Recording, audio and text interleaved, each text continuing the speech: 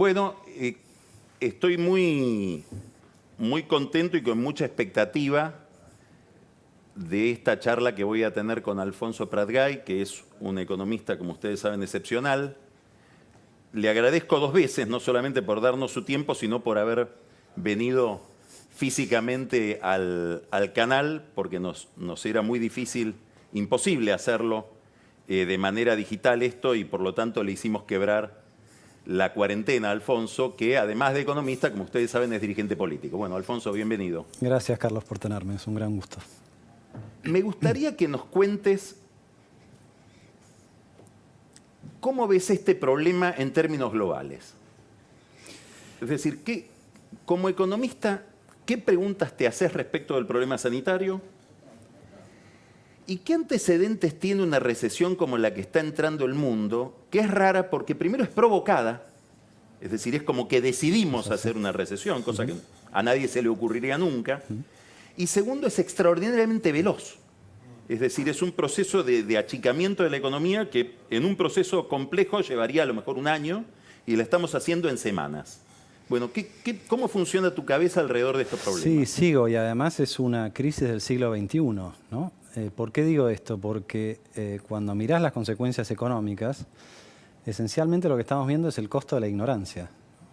Estas medidas que son brutales desde el punto de vista económico y muy necesarias desde el punto de vista humanitario, en el fondo lo que traslucen es que no tenemos suficiente información, vos lo decías en tu introducción, con una palabra que creo resume todo, misterio, ¿no? Y que al ser humano del siglo XXI se le imponga un misterio tan costoso, yo creo que nos tiene que llevar a todos a la reflexión. Creíamos que sabíamos todo, creíamos que habíamos atravesado todos los límites, que teníamos la tecnología, que podíamos hacer tantas cosas, y de golpe nos pega algo tan natural, tan humano, como un virus que todavía no conocemos sus consecuencias, cómo se distribuye, si cuando alguien se contagia tiene o no tiene inmunidad. Y entonces, por las dudas, todos son pasibles de tener el virus y contagiar, y entonces los encerramos a todos, ¿no? Cuando miremos esto con cierta perspectiva, no tengo ninguna duda de que lo que vamos a decir es qué brutal fue la decisión, independientemente de que haya sido buena o haya sido mala, ¿no? Entonces, esta es una primera reflexión, que es, estamos efectivamente a tientas, pero en un problema que nos afecta a todos y que nos afecta en todas las dimensiones de la vida, ¿no? La segunda cuestión, vos hacías referencia a crisis anteriores. Yo creo que esta es la primera crisis de la globalización bien entendida. ¿Por qué digo esto? Tuvimos una crisis en 2008-2009 y fue brutal y afectó a todos los países del mundo, prácticamente sin China menos que otros, y ahora podemos hablar de eso. Pero fue esencialmente una crisis donde el contagio se dio a través de aquello que viaja más velozmente, que son los flujos financieros digitales, ¿no? Vos sabés que en la teoría económica siempre se habla de, a través de las distintas fronteras, pueden cruzar bienes y servicios. Eso les toman bastante más tiempo porque van en un barco, van en un avión de carga. El flujo financiero o la salida o entrada de fondos va mucho más rápido, con un clic. En todos los modelos económicos, lo que más tarde llega a cruzar fronteras son los recursos humanos. Están antes los recursos financieros, los recursos de capital, los servicios, los bienes. Esta es una crisis fundamentalmente que sucede como consecuencia de la movilidad del factor humano. Quizás más por la vía del turismo que por la vía del trabajo, aunque yo podría argumentar que en Italia seguramente tuvo mucho más que ver con el trabajo que con el turismo. Toda la relación que tiene el norte de Italia con el mercado chino, a partir del diseño, a partir sobre todo de la industria de la ropa, ¿no? Entonces, esas son mis primeras 2 reflexiones, ¿no? Fenómeno que se explica también por la emergencia de una clase media china que no conocíamos en el siglo pasado, chinos que viajan más, inclusive dentro de China, digamos, también es esa novedad que no teníamos. Esa novedad que no teníamos, ¿no? Que en algún punto, no digo que se inicia, pero se acelera mucho justamente a partir de la crisis anterior, ¿Por qué esta crisis va a pegarle mucho más a los países de la región que lo que fue la crisis anterior? Porque en el 2008-2009 fue esencialmente el epicentro del problema, estaba en el sistema financiero en Estados Unidos y en Europa. China tuvo un breve, tropezón, pero puso toda la carne en el asador, estimuló muchísimo la economía, tanto en lo monetario como en lo fiscal, salió rápidamente adelante, prácticamente no tuvo más que ese tropezón al que yo hacía referencia, y al salir adelante mantuvo muy altos los precios de las materias primas, los precios de los commodities. Y si vos mirás la evolución del Producto Bruto en América Latina, hay una pequeña caída en el 2009, pero después sigue como si nada hubiera sucedido, ¿no? ¿Por qué? Porque China sostuvo a todo lo demás. Esta vuelta el problema empieza en China, y empieza en China después de que China estuvo 10 años gastándose una cantidad de recursos para sostener la economía, ¿no?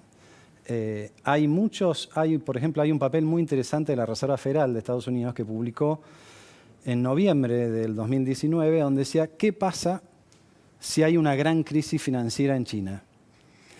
Y es un modelo bastante complicado en lo económico que va calculando cómo le pega a las distintas variables, ¿no? Por ejemplo, calculaban que si China tenía un derrape importante, el precio del petróleo podía caer 50%. Cayó más que eso y por otras razones. Pero te quiero decir, muchos autoridades económicas y hacedores de política económica vienen hace un tiempo mirando el eslabón de China y su repercusión. El mundo empezó a depender mucho de China, sobre todo después de esa crisis. Exactamente. Ahora, lo que no imaginaban que China iba a pegar desde este lugar, ¿no? Desde Ahora, un virus. Vos decís, el norte de Italia está muy ligado a China. Ni te cuento América Latina. Pero a través de otra cosa, ¿no? Más a través de bienes que flujo de personas. ¿Y eso?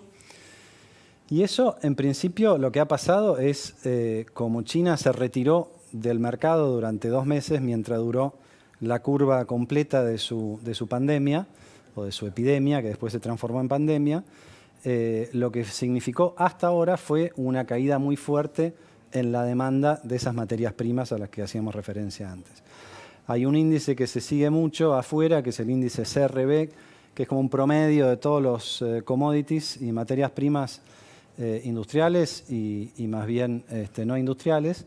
Ese índice cayó a los niveles que no veíamos desde principios de los 70, para que tengamos una idea de lo que significa esto para nuestra región y para los países que comúnmente se llaman países emergentes. O sea, en tu experiencia profesional nunca viste algo así. Nunca vimos algo así con tanta vehemencia y de manera tan inusitada, ¿no? Y por supuesto que plantea, un desafío inmenso para cualquier autoridad política y económica en cualquier país, pero para todas también a su vez, porque siendo, como dijimos antes, la naturaleza absolutamente global de este fenómeno, por más que yo sea Estados Unidos y esté dispuesto a rescatar mi economía y estimularla y poner una cantidad de recursos, mientras haya un rincón del mundo globalizado en el que subsiste el virus, yo no puedo estar tranquilo, ¿no? Y yo creo que este es un argumento muy fuerte para que las naciones más desarrolladas esta vez sí se arremanguen y encuentren la manera de ayudar a las naciones menos desarrolladas, porque está este argumento muy contundente, ¿no? Hay otros argumentos sobre los cuales podemos profundizar, pero esencialmente la idea de que un virus que empieza en una provincia en el interior de China... Nadie puede decir estoy salvado, ni los chinos que ahora dejaron aparentemente atrás el problema. Los economistas, Marcos te lo podrá explicar mejor, hablamos de externalidades. Externalidades son factores que dependen de la conducta de uno y que repercuten en la actividad o en la conducta de otro, ¿no? Yo hago algo y como consecuencia de mi accionar estoy afectando positiva o negativamente a externalidades positivas y externalidades negativas. En este caso, claramente estamos hablando de una externalidad negativa. Entonces, la manera de subsanar una externalidad negativa es, creo yo, el mundo desarrollado generando y distribuyendo recursos para que el mundo en vías de desarrollo tenga esa red de contención que no puede pagar. Ahora, en este punto, lo que vimos al comienzo fue coordinación de bancos centrales, el Banco Mundial diciendo los países ricos tienen que mirar de otra manera la deuda con países pobres en las relaciones financieras bilaterales. Países muy pobres, muy pobres. Muy pobres, ni siquiera pobres. ¿Cómo estás viendo vos que reaccionó, por ejemplo, el Fondo Monetario Internacional, ese nivel de coordinación entre bancos centrales, otros organismos multilaterales de crédito? ¿Cómo ves que el mundo le está dando respuesta a esta pregunta que vos te estás haciendo? Bueno, me parece que sucede, como bien decías antes, hay que ver el punto de partida, ¿no? Esto sucede después de 4 años durante los cuales el gobierno de Trump en Estados Unidos hizo todo lo posible para dinamitar el multilateralismo, ¿no? Trump no le interesó demasiado el G20, no le interesó demasiado el Banco Mundial, cambió las piezas como le pareció. Naciones Unidas tampoco. Naciones Unidas tampoco. Él cree más en el bilateralismo y ahora de golpe tenemos una situación donde el bilateralismo no le alcanza, porque el virus le llega multilateralmente, ¿no? Entonces, venimos de esos 4 años donde se perdió gimnasia, si querés, y se perdió tonicidad muscular de estos organismos para estar atentos. Ahora lo que te dicen es que están atentos, y en estos días lo dijo con mucha claridad la búlgara que está al mando del Fondo Monetario Internacional. Lo que pasa es que están atentos, pero tienen el andamiaje y la infraestructura de otro momento económico y de otro momento mundial. ¿Qué quiere decir eso? Quiere decir que... O dicho al revés, ¿qué haría falta que hoy no tienen? Hay que dejar de lado la burocracia. La burocracia en casos como este, en general, pero en casos como este pone una piedra en el camino que no podemos admitir. Y lo que hay que hacer es darle al fondo o tener una gran discusión donde encontremos la manera en que el fondo realmente haga ese nexo entre los países en vías de desarrollo y los países desarrollados que los primeros no pueden financiar. Ejemplo, Estados Unidos tiene un paquete fiscal de 2 billones, un poquito más de 2 billones españoles, ¿no? 2 Sí. billones de dólares. Es decir, 2 millones de millones. Exactamente, es 10% del PIB. Si además sumamos los recursos que comprometió la Reserva Federal, es decir, el Banco Central de Estados Unidos, estamos hablando cerca de 6 billones de dólares. 6 billones de dólares es alrededor de 30% del PBI. Estados Unidos lo puede hacer, ¿por qué? Porque si financia a tasa cero, el mundo está dispuesto a prestarle, y porque tiene un banco central en el que todos creen, ¿no? Vos mencionabas hace un rato la coordinación entre la Reserva Federal y otros bancos centrales. Bueno, eso fue una iniciativa de la Reserva Federal que le fue insuflando dólares a los distintos bancos centrales para que no hubiera problemas de liquidez, ¿no? Esos 6 billones de dólares están destinados a una sola economía, ¿no? El Fondo Monetario Internacional tiene, por ahora, se podría ampliar, disponible 1 billón de dólares. Lo tiene disponible, pero a través de programas específicos para cada país. Yo creo que lo que hay que hacer es tener una propuesta mucho más amplia, mucho más sábana. Inventar un programa para esta crisis. Inventar un programa para esta crisis. Así como la Reserva Federal tiene un programa para rescatar los papeles comerciales, la deuda de muy corto plazo de las empresas norteamericanas, lo mismo podría hacer el Fondo Monetario Internacional, rescatando o poniendo a disposición de los gobiernos los recursos necesarios para que esos gobiernos honren estos vencimientos, digamos, de acá a fin del año que viene. Tanto los gobiernos como las empresas importantes y no tan importantes de esos países. Subsanando y obturando esa vía de contagio, el fondo podría hacer muchísimo. Mi temor es que digan, no, estamos dispuestos a prestar, pero vengan de a uno y a cada uno le mido el aceite, le miro si tiene un bollo, eso no termina más. No es momento para darse el lujo de esas discusiones. Porque si no pasara lo que vos decís, ¿qué podría pasar?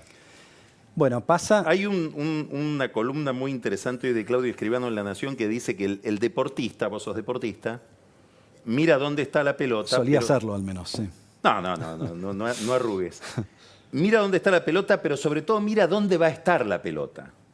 Supongamos que seguimos en este régimen burocrático que vos describías recién como deficiente. ¿Dónde va a estar la pelota? ¿Qué puede pasar? Bueno, por empezar, estos países, los nuestros, tienen no 2 curvas para aplanar, sino 3, ¿no? La curva de la pandemia, la curva de la recesión, autoinfligida, como bien dijiste antes, o Deliberada. deliberada, Y en el caso de nuestros países, la curva de el balance de pagos. ¿Qué quiere decir eso? Quiere decir que cae el valor de las exportaciones, por lo tanto, para importar lo mismo necesitamos producir más.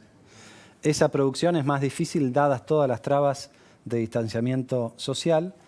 Y además, el mundo se asusta y retira sus ahorros y los lleva a los centros financieros lejos de la periferia, como decía otro gran tucumano, vos lo mencionaste, Alberdi, Raúl Prebisch, que fue quizás el primer economista argentino, ¿no? Estamos entre tucumanos. Exactamente. Entonces, esa crisis de balance de pagos complica notablemente el viaje en la tormenta al que vos hacías referencia antes, a una tormenta que ya de por sí era bastante difícil de atravesar, ¿no? Entonces ahí es donde yo digo, es bastante complicado ya atender lo sanitario y lo estrictamente económico, como además agregarle una dimensión de balance de pagos, de crisis de balance de pagos, que en realidad es el origen prácticamente de todas las recesiones en América Latina, incluida la última del gobierno de Macri en el 2018, ¿no?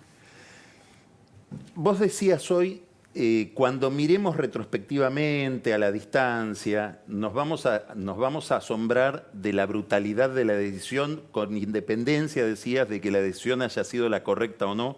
Hablo la decisión de meternos todos en nuestras casas y fusilar la economía de un saque. No hace falta esperar a que pase todo esto y mirarlo a la distancia, porque ya hay un debate hoy en el mundo sobre esto. Empezó en la política, Boris Johnson intentando, yendo y viniendo de otro modelo de tratamiento de la epidemia para poder evitar justamente una recesión. Ha habido ahora, la semana pasada se publicó en el New York Times, lo reprodujo La Nación, un artículo de Thomas Friedman, citando a un médico Katz, diciendo, bueno, esto que estamos haciendo es medio una locura, habría que pensar en otro tipo de salida. Ayer yo sé que en la reunión de los médicos con el presidente, y esto es muy curioso, contra lo que uno podría pensar, los que más ideas tenían acerca de cómo salir de este encierro y de este aislamiento de manera prudente y a ir pensando esta salida, eran los médicos más que los funcionarios. Todos sabemos que no podemos el 13 de abril salir como si esto fuera una noche de fiesta e ir todos a trabajar de golpe, va a ser muy difícil. ¿Cómo pensaste este tema? Va a ser muy difícil, pero hay que empezar a pensarlo ya. A ver, ¿no? ¿cómo a mí me parece que el gobierno atacó más rápido que otros países la cuestión sanitaria y por eso está recibiendo no solamente el apoyo de la oposición en Argentina, sino también buenas referencias en el exterior.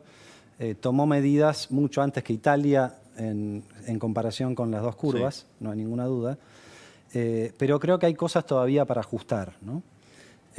Son varias, pero a ver. En honor a la brevedad del tiempo me voy a concentrar en tres. La primera es que me parece que hasta ahora el enfoque del gobierno ha sido atender la demanda, cuando esto en realidad es una crisis de oferta, ¿no? Es una crisis de oferta porque es un Estado soberano que le dice a sus ciudadanos, quédense en su casa, si pueden trabajar a distancia, háganlo, y si no pueden, lo siento mucho, pero tenemos que contener esta epidemia. Esencialmente es la instrucción del soberano que dice, no produzcan. Sí. Cae la oferta. No ofrezcan. No ofrezcan. ¿Cuál es la respuesta del gobierno a esa propia decisión de soberano? Yo los voy a aliviar con estas medidas económicas. Las medidas económicas vienen casi todas por el lado de la demanda. No digo que estén mal, está muy bien, sobre todo el salario de emergencia para no solamente los que trabajan en la informalidad, sino sobre todo los que están en un ingreso diario. No se les puede exigir que no salgan a trabajar. Claro. Si se les exige, a cambio hay que compensarle. Pero también hay una franja muy grande de la población que en términos relativos por lo menos sufre mucho más que la franja más frágil, la históricamente más frágil. Que es... Vos lo que estás diciendo, me están dando plata para aliviarme como consumidor, pero cuando quiero usar esa plata no hay quien me ofrezca los bienes que supuestamente yo tendría que comprar. Exactamente. El caso típico sería, para ejemplificar en algo que bordea el ridículo, darme el crédito para que pueda hacerme un arreglo en mi casa. Bueno, cuando el albañil no puede venir. Bueno, una de las patas de las medidas que anunció el gobierno es exactamente eso. Claro. ¿No? Claro, o mismo el crédito para esos 300.000 millones de pesos que el Banco Central, a través de un movimiento bastante particular, pone a disposición de los bancos para que le presten a las empresas que pueden pedir prestado, ¿no? Vos le explicabas hace un rato, un hotel Sí. que cerró y pasó de tener 100 de ingresos a tener 0. Está bien, se le puede prestar para que pague los sueldos, pero los sueldos es una parte nomás de la estructura de costos. O sea, todo lo demás va a pérdida, ¿no? Entonces, el hotelero quizás no quiere pedir ese préstamo porque no sabe cuánto va a durar la recesión. ¿Cómo lo va a poder pagar? ¿Cómo lo va a poder pagar? Y el banco también tiene reparos respecto de cómo le voy a prestar a este señor que manifiestamente me dice que no sabe cuál va a ser su expectativa de Que ingresos. tiene prohibido abrir. Que además tiene prohibido abrir. Fíjate que la lógica del gobierno fue anunciar un paquete de 500.000 millones de pesos, más de la mitad de ese paquete lo ponen los bancos. Error ideológico, no son los bancos. La plata que tienen los bancos es de los ahorristas. Entonces, es el Estado Nacional el que está diciendo a los ahorristas, o le está diciendo a los bancos, use la plata, no la mía, porque yo no la tengo, use la plata de los ahorristas para prestarle a estos sectores para que puedan pagar salarios. Una idea muy sencilla. En esos salarios está el componente neto del salario y el componente bruto, vale decir, el aporte patronal y el aporte personal. Para todos esos empleados que no fueron a trabajar y a los que el hotel o la pyme, para ponerlo en términos más, va a hacer el esfuerzo de pagar, y está bien que lo haga, ¿por qué además tienen que hacer el esfuerzo de pagarle al Estado? ¿Qué tendría que hacer el Estado con todo lo que el Estado cobra? Esa sería una medida por el lado de la oferta. Alivio fiscal, reprogramar los vencimientos de impuestos, aliviar la carga impositiva, permitirle, ya que hay que prestarle al que le cayeron violentamente los ingresos, que lo haga el Estado, aliviándole por 3 meses, 4 meses, 5 meses el pago de impuestos. Vos lo mencionabas en tu introducción. ¿Cuál es la lógica de que un empresario pyme tenga que pagar un anticipo de ganancias por el cálculo del año pasado cuando ahora le cambió absolutamente todo? Tiene pérdidas. A partir de ahora pasa a tener pérdidas. Sobre esa pérdida tiene que pagar impuestos a las ganancias. No tiene ningún sentido, ¿no? Entonces, a este programa le falta el componente de rebaja impositiva transitoria de emergencia, como lo hizo España, como lo hizo Francia, como lo hizo Italia, como lo hace Estados Unidos. Como lo hace Estados Unidos. Ahora, la situación fiscal de la Argentina, ¿cómo convive con este tipo de medidas? Bueno, obviamente no tiene las espaldas que tiene cualquier otro país, pero tiene la misma obligación de tratar de rescatar a los que deba rescatar. Y ahí vendrá la discusión con el Banco Central, ahí vendrá la discusión de cuáles son los recursos. Hay otra discusión, que era mi segundo punto, Sí. es los gobiernos provinciales. A los gobiernos provinciales se les está cayendo violentamente la recaudación. Bueno, el gobierno tendría que anunciar algo. Están los ATM. ¿Algo qué sería? Algo sería girarle recursos adicionales a las provincias a través de los ATN, que es un fondo que es el 1% de la coparticipación que está previsto para situaciones de emergencia. Me cuesta encontrar un momento que cuadre mejor en la definición de emergencia que este, ¿no? Todavía no lo ha anunciado cabalmente, el gobierno hizo una pequeña distribución, pero tiene mucho más para distribuir ahí. Una idea podría ser, bueno, ¿por qué no, mientras dure la crisis, coparticipamos los ingresos por retenciones a la soja? Que como sabes muy bien, no se coparticipan porque vienen de la Constitución. ¿Y eso sigue funcionando, ese mercado, o no? Ese mercado hasta ahora sigue funcionando. Y el gobierno sigue recaudando ese Sigue impuesto. recaudando por producción que se da en las provincias. Por eso. Pero que se cobran en el puerto para usar los valores de antes, ¿no? Entonces, falta el alivio también fiscal para las provincias, que están en una situación muy delicada. Hasta ahora el gobierno se ha ocupado de los intendentes del conurbano, pero falta, me parece, esa dimensión adicional. Y la tercera cuestión que falta tiene que haber alguien, y comparto acá tu idea, tiene que ser un equipo multidisciplinario, no podemos dejarle la guerra solamente a los generales, no podemos dejarle las consecuencias de la epidemia solamente a los epidemiólogos. Tiene que haber un equipo multidisciplinario que esté pensando ya cómo salimos de esta imposición que todos sabemos que es insostenible y que lo es mucho más en naciones como la nuestra que en naciones desarrolladas. No vale ser más duro que Italia en las medidas sanitarias si el punto de partida te impide, como vos decías, y como decía, había un doctor indio que explicaba las medidas en su país. Decía, quedarte en tu casa es un privilegio. Lavarte las manos es un privilegio, porque vos tenés agua corriente cuando hay millones de personas que no la Claro, tienen. hubo una diputada brasileña la semana pasada que en el Congreso dio un discurso muy interesante diciendo los gobiernos están, habla del gobierno de Brasil, creo que el de la Argentina también, están comunicando esta enfermedad como si fuera una enfermedad de clase media.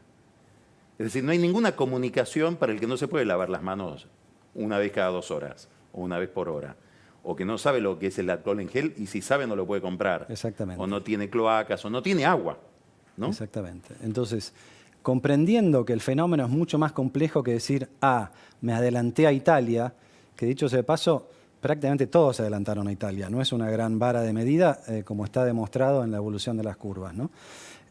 Pero aún así, no alcanza con eso, sino estoy pensando en la próxima jugada.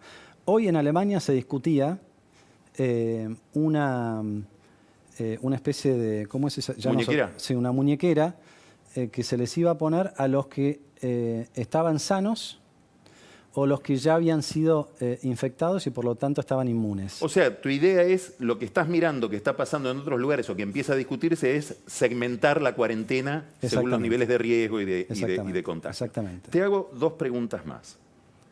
A vos te tocó como presidente del Banco Central rescatar las cuasimonedas. Y ahora vuelve el tema de las cuasimonedas.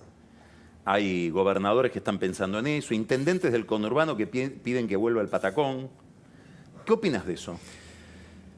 Bueno, que sería... Ante estas restricciones que vos recién estabas pintando. Justamente por eso, para evitar ese retorno a la cuasimoneda, que es hasta incluso una medida más de descalabro institucional, me parece que el gobierno nacional tiene que ser suficientemente generoso con las provincias y adelantarse a esa situación, ¿no? Con las medidas que ya explicaste. Sí. Otra pregunta. El Banco Central, ¿cómo lo ves operando ahí en relación con el problema del crédito, el problema del capital de trabajo, de toda la cadena de pagos? Bueno, yo creo que ese es un problema inminente, ¿no? que hay que atender. Esencialmente, el sistema de pagos de cualquier país depende casi exclusivamente de la autoridad monetaria. Si hay una falla en el sistema de pagos, es porque la autoridad monetaria o no la vio, o no quiso, o no hizo lo suficiente, ¿no? Me parece que el Banco Central tomó buenas medidas desde el punto de vista crediticio, por ejemplo, perdonando la mora durante esta crisis, porque lo entiende que es una crisis sistémica. Nosotros hicimos algo muy parecido en el 2003, cuando nos tocó estar en el Banco Central. Lo que no veo al Banco Central es entendiendo las dificultades que pueden surgir como consecuencia de pozos de aire de liquidez, si puedo decirlo de alguna manera. Ejemplo muy concreto. Cuando se inició la cuarentena, el Banco Central decidió cortar el clearing, vale decir, el intercambio de cheques y la compensación de cheques, por razones que hasta ahora no han quedado muy claras, ¿no? Por suerte, a los 2 días revirtió esa decisión y de vuelta volvió al clearing. El clearing, cuando vos no tenés la garantía de que podés cobrar un cheque, es la mejor manera de romper la cadena de pagos, ¿no? Claro. Entonces, yo espero que el Banco Central aprenda de ese primer tropezón para poner toda la carne en el asador. Y la carne en el asador la tiene mucho más el Banco Central, como quedó demostrado en otros países, que el propio Tesoro Nacional. Me parece que no es un momento, van a aparecer los monetaristas y van a decir, no, cuidado con el Banco Central, esto puede generar inflación. La inflación pasó a ser un problema de tercer orden. Si bien es estructuralmente el problema de siempre de Argentina, hoy hay prioridades más importantes como para estar en ese preciosismo de cuidado porque si hago esto, dentro de 6 meses viene la inflación. Dentro de 6 meses no sé cómo vamos a estar, ¿no? Última pregunta referida a esto que estás diciendo. La agenda que traíamos hasta antes de que aparezca este problema. Y básicamente me refiero a 2 cuestiones. La discusión de la deuda, la posibilidad de un acuerdo, de entrar en default, de vencimientos que hay ahora en abril, y la relación con el fondo, la posibilidad de un programa, el enfoque fiscal que le dio el gobierno a la crisis, con un gran ajuste fiscal, digamos, por vía de aumento de impuestos. ¿Eso en qué queda? ¿Es una agenda perdida que hay que olvidarse o la vamos a tener que retomar de alguna manera? A ver, cambia todo. Y la gran duda es si esto le da a Argentina y al gobierno una oportunidad para resolver cosas que si no, de otro modo no hubiera podido resolver. ¿Por qué digo que cambia todo? Porque el orden que se eligió fue primero voy al fondo, consigo que el fondo le diga al mundo lo que ya todo el mundo sabía, que en estos términos y con este nivel de acceso al mercado, la deuda de Argentina no parece pagable. Y insisto en estos términos y con este acceso al mercado, porque lo que se está por refinanciar son 70.000 millones de dólares, menos del 20% del PIB. O sea, no es un problema de cantidad de deuda, es un problema de cantidad de credibilidad. Correcto, ¿no? claro. ¿Se entiende? Sí, okay. Sí, claro. Ahora, ¿por qué nadie está dispuesto a refinanciarte una deuda que no es tan grande? Exactamente. Ahora, los que todavía tienen esa deuda vieron como el valor pasó de 45 centavos cada dólar hace un mes, un poquito más de un mes, antes de que empezara la crisis, a 25. 25. Entonces, si vos te fijás, Alberto siempre está, y yo he escuchado en tus programas, siempre está como añorando lo que hizo con Néstor en el 2003, ¿no? Si vos pusieras hoy, a través del túnel del tiempo, la propuesta de Argentina en el 2005, el valor de mercado de esa propuesta, fue de aproximadamente, si evaluás bien el cupón del PBI, de 40 centavos por cada dólar. La quita ya la había hecho el mercado estaba cotizando a 33, fue muy generosa esa propuesta para el valor que tenían los bonos en ese momento, entraron los bonistas contentos. Quedaron algunos afuera porque no se les explicó bien, pero entraron contentos. Imagínate que Alberto estuviera tratando de hacer algo parecido, una oferta de 40 centavos por cada dólar. Eso era inaceptable para los bonistas un mes atrás, cuando la cotización de lo que tenían que canjear era más caro de del valor que le ofrecían, ¿no? Ahora se invirtió esa causa. Ahora, si Argentina quisiera realmente ir con una oferta tan agresiva como la del 2005, después podríamos discutir si tiene que ser más o menos, hoy es mucho más aceptable para el que tiene un bono que cotiza 25 y que no sabe cuándo lo va a cobrar, en un mundo donde cayó todo y quizás puede tener la oportunidad. O sea que tendría que hacerla ya la oferta. Yo creo que tendría que hacerla ya, yo creo que tiene una oportunidad, yo creo que el monto, como dije antes, es relativamente bajo como para estar haciendo un gran tema de esto, y es, si uno lo ve con cierta perspectiva, y lo tiene que ver con perspectiva, porque este tema pasó, como bien dijiste vos, a tener un tercer orden o menor, porque lo humanitario es lo más importante, pero si nos abstraemos y vemos solamente ese partido, es Guzmán frente al arco sin arquero, ¿no? Gran final de un deportista. Muchas gracias, Alfonso. Gracias por haber venido. Muchas gracias. Vuelta a casa ahora. Sí, rápidamente. Rápidamente. Vamos a un corte y vamos a hablar de un tema que hemos tocado recién y en la introducción, el mundo de las pymes, cómo está hoy, qué está pasando en aquellos que tienen una empresa y, bueno, la están viendo muy mal y no saben cuánto va a durar esa situación. Ahora con Marcos Buscalia. Ya volvemos.